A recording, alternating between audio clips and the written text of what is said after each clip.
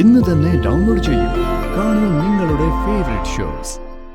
ചടങ്ങിന് മുമ്പ് നവീനും ഗാഥയും കൂടി നാഗത്തറ പോയെന്ന് പ്രാർത്ഥിക്കണ്ടേ? അതാണല്ലോ അതിന്റെ ഒരു രീതി. ഇപ്പൊ വേണ്ട, ചടങ്ങുകൾ കഴിഞ്ഞ് രണ്ടാളും അങ്ങോട്ട് പോയാ മതി. കുറച്ചു നേരം കൂടി അവക്ക് ശ്വാസം കിടക്കുന്ന കിടക്കട്ടെടി. നാഗത്തറയില് തീരുമല്ലോ അത്. നവീൻ നോക്ക്, നിർമ്മലയും കീർത്തിയും ഒക്കെ എന്തൊക്കെ പ്രശ്നങ്ങൾ ഉണ്ടാക്കിയതാ. പക്ഷേ ഇപ്പൊ അവരുടെ മാറ്റം കണ്ടോ? ആ, ഞാനൊരു 2-3 ദിവസമായിട്ട് ശ്രദ്ധിക്കുന്നുണ്ട്.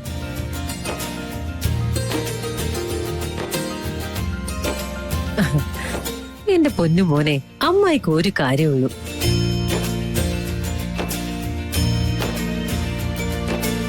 ഒരു കാര്യം മനസ്സിൽ ഉറപ്പിച്ചു പോയാ പിന്നെ അതിനുവേണ്ടി ശബ്ദം ഉണ്ടാക്കിയും ബഹളം വെക്കുകയും കരയും ഒക്കെ ചെയ്യും.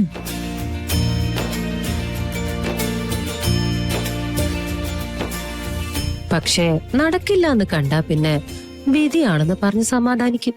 അത്ര തന്നെ.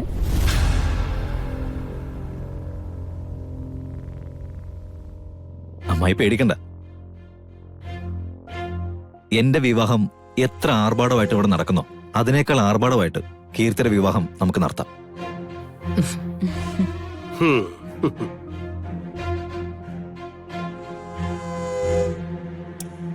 നീ വന്നേ. എഞ്ചിൻ അങ്ങോട്ട് പോയപ്പോ കമ്പാർട്ട്മെന്റിന് പുറകെ പോകാനുള്ള തിടുക്കത്തിലല്ലേ? പിന്നെ കമ്പാർട്ട്മെന്റും പോയിട്ട് വയ്ക്കോ. എന്താ ചെയ്യ? സാറ് വന്നേ, എത്ര പെട്ടെന്ന് റെഡിയാവുന്നേ. വന്നേന്ന്. അമ്മേ, ഞാൻ അടുക്കളയിലോട്ട് ചെല്ലട്ടെ.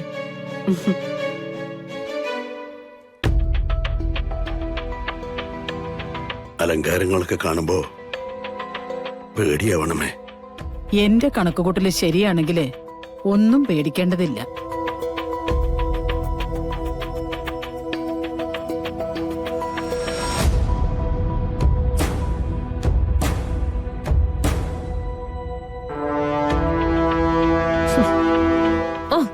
എന്താ എല്ലാവരുടെ ഒരു ഉത്സാഹം! മിക്കവാറും ഈ ഹൽദി ചടങ്ങ് നടക്കുന്ന സമയത്ത് തന്നെ ഗാദയെ പാമ്പ് കൊത്താനുള്ള സാധ്യതയുണ്ട്. നിർമ്മലേ, അതിലൊരു കുഴപ്പമുണ്ട്. സത്യത്തിലെ ഹൽദി ചടങ്ങെന്ന് പറയുന്നത് നമ്മുടെ ചടങ്ങല്ലല്ലോ. അപ്പോ ഈ നോർത്ത് ഇന്ത്യക്കാരുടെ ചടങ്ങുകൾ നമ്മൾ ചെയ്യുമ്പോ നമ്മുടെ പാമ്പ് ഒന്ന് കൊത്തൂ. ഓ, വിട്ടിത്തൊന്നും പറയില്ലേ ഉദയേട്ടാ. ഏത് ഭാഗത്ത് വന്ന ആചാരമായാലും സംഗതി കല്യാണത്തിന് മുമ്പുള്ള ചടങ്ങ് തന്നെയല്ലേ? എന്റെ ദൈവമേ, ഹൽദി ചടങ്ങ് തീരുന്നതിന് മുമ്പ് തന്നെ അവളുടെ വീഴ്ച വന്ന് കണ്ടാ മതിയായിരുന്നു. ഗാദിക്ക് ഇന്ന് സർപ്പദംശനേറ്റ ഇന്ന് തന്നെ ഞങ്ങൾ തമ്മിലുള്ള ചടങ്ങ് നടത്തി തരുമേ? അയ്യോ, ഇത്രക്ക് ക്രൂരതയൊന്നും പറയില്ല എന്റെ മോളെ.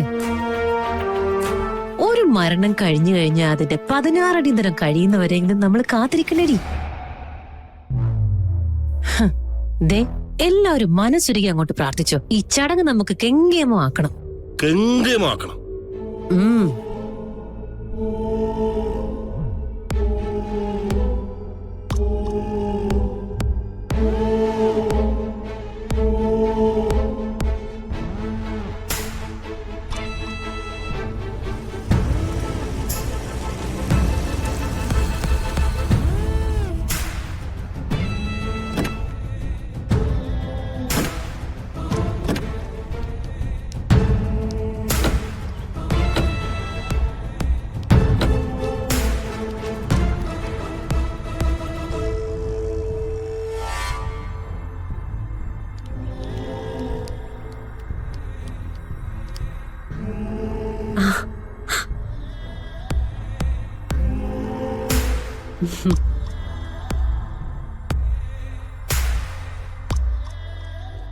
എല്ലാം ഗംഭീരമായിട്ടുണ്ടല്ലോ.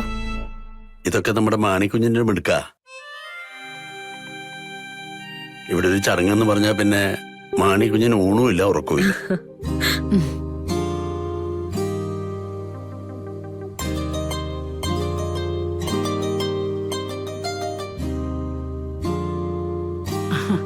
സിത്താരയും മോളും എത്തിയോ? ആ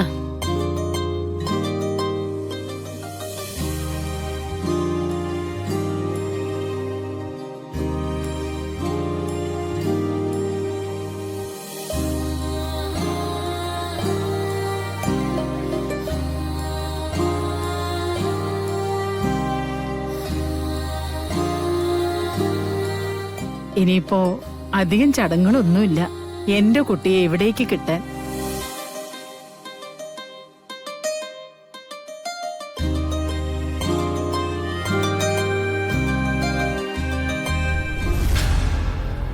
ആ ആ, അയ്യോ വന്നായിരുന്നോ? ഞാൻ ദേ ഇത്രയും നേരം ഇവിടെ നിക്കായിരുന്നു സിത്താരെ.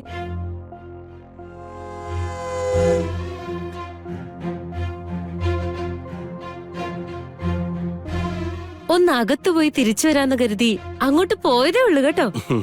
നിർമ്മലയിന്ന് നല്ല സന്തോഷത്തിലാണല്ലോ. എന്റെ സന്തോഷത്തിന് എന്താ ഒരു കുറവ്? കളരിക്കലെ ഒരംഗത്തിന് ഒരു കാലത്തും സന്തോഷത്തിന് ഒരു കുറവും വരില്ല. വരാൻ ഈ അമ്മ സമ്മതിക്കോ?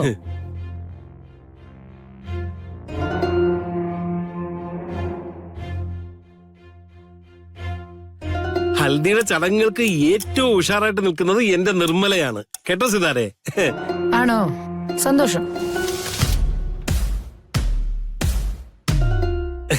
ഇതെന്താ ഗാദിയൊന്നും മിണ്ടാതെ നിൽക്കുന്നേ? അത് പിന്നെ അങ്ങനെയല്ലേടി പെണ്ണെ. കല്യാണത്തിന്റെ ചടങ്ങുകളൊക്കെ നടക്കുമ്പോ പെൺകുട്ടി അല്പം സ്വല്പമൊക്കെ മിണ്ടാതെ അങ്ങ് നിക്കേണ്ടതാ. അതല്ലേ അതിന്റെ ഒരു മര്യാദ.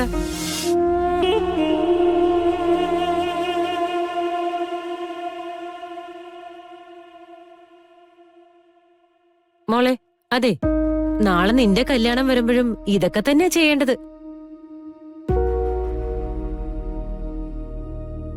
അല്ലാതെ ചാടിത്തുള്ളി നടക്കൊന്നുമല്ല വേണ്ടത്. പറഞ്ഞേക്കാം ഞാൻ.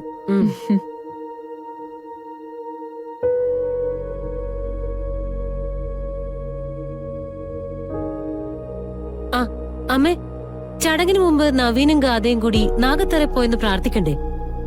അതാണല്ലോ അതിന്റെ ഒരു രീതി. ഇപ്പൊ വേണ്ട. ചടങ്ങുകൾ കഴിഞ്ഞ് രണ്ടാളും കൊണ്ട് പോയാ മതി.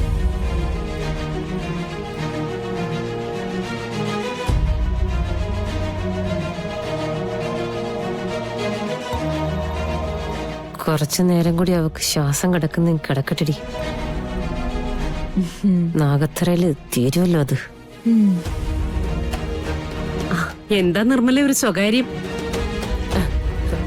അയ്യോ എന്റെ പൊന്നു സുമിത്രേ, എനിക്ക് എന്റെ മോളോട് ഒരു സ്വകാര്യം പോലും പറയാൻ പറ്റില്ലേ?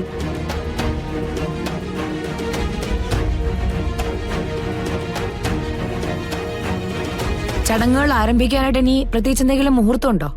ഏയ്, ഇതിനങ്ങനെ പ്രത്യേകിച്ച് മുഹൂർത്തമൊന്നുമില്ല. പണ്ടത്തെ ചടങ്ങൊന്നുമല്ലല്ലോ, പുതുതായിട്ട് കൂട്ടിച്ചേർത്തതല്ലേ.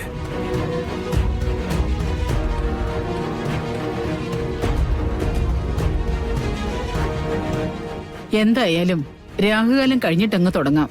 അതാ നല്ലത്.